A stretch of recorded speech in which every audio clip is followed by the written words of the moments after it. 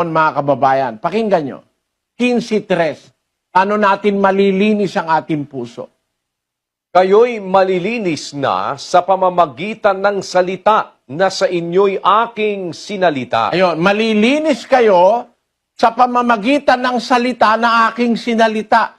Yung palang panlinis, yung salita ng Diyos. Paano malilinis?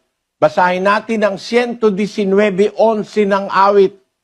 Ang salita mo'y aking iningatan sa aking puso upang huwag akong magkasala laban sa iyo. Ayun, ang panlinis, salita ng Diyos. Parang sabon. Para makalinis yung sabon, babad mo o kaya kuskusin mo. Pero kung yung sabon, ilalagay mo sa isang tabi, yung damit nasa isang tabi, hindi malilinis yon. Magugunaw na mundo, hindi malilinis yun Kailangan gamitin mo yung sabon sa paraan na dapat mong gamitin. Ganon din naman ang salita ng Diyos. Ang salita ng Diyos panlinis.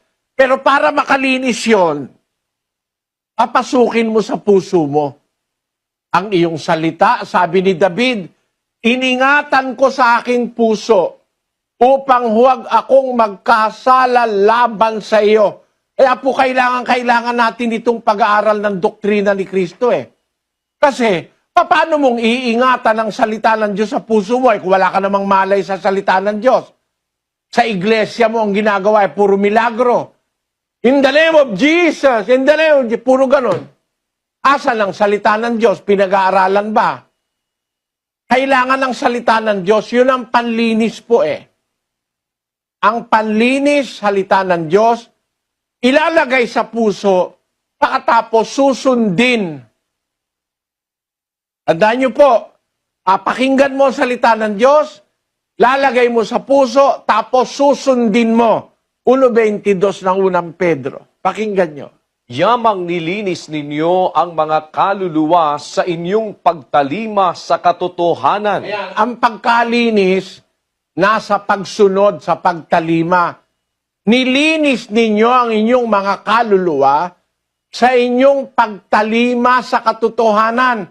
Alin po ba yung katotohanan na tatalimahin natin para tayo malinis? 17:17 ng Juan. Pakabanalin mo sila sa katotohanan. Ang salita mo'y katotohanan. Ang katotohanan po ay ang salita ng Diyos.